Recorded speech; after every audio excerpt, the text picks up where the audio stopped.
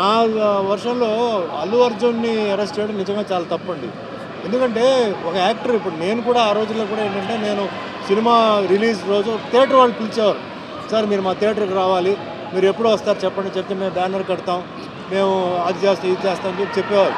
So Allu Arjun వచ్చేసి థియేటర్కి వెళ్ళింది తప్పు కాదు.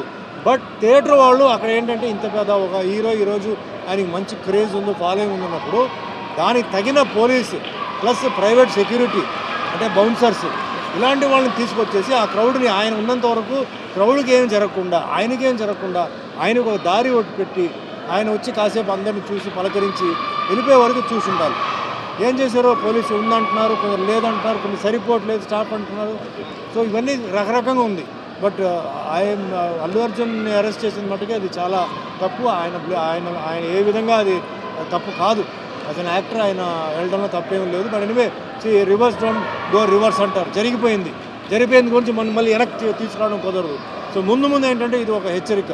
యాక్టర్స్ అందరూ థియేటర్ దగ్గరికి వెళ్ళినప్పుడు థియేటర్ వాళ్ళు కూడా ఏంటంటే వాళ్ళు వస్తున్నారంటే అన్నీ సరిగ్గా ఉంటే అప్పుడు మీరు పిలవండి, లేనప్పుడు మీరు దయచేసి పిలవద్దు. ఎందుకంటే ప్రాణం అనేది చాలా విలువైన ఒక విషయం. ఒక కుటుంబంలో ఒక ప్రాణం పోయిందంటే ఆ బాధ వాళ్ళకే తెలుస్తుంది. మనం మామూలుగా ఏదైనా చెప్పొచ్చు. సో అది కూడా నాకు బాధగానే ఉంది.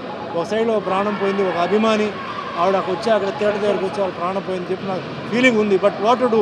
ఇప్పుడు ఇలాంటిది చూసుకుంటే దీని ముందు కూడా చాలా విషయాల్లో చాలామంది ప్రాణాలు పోయింది. What is the government doing?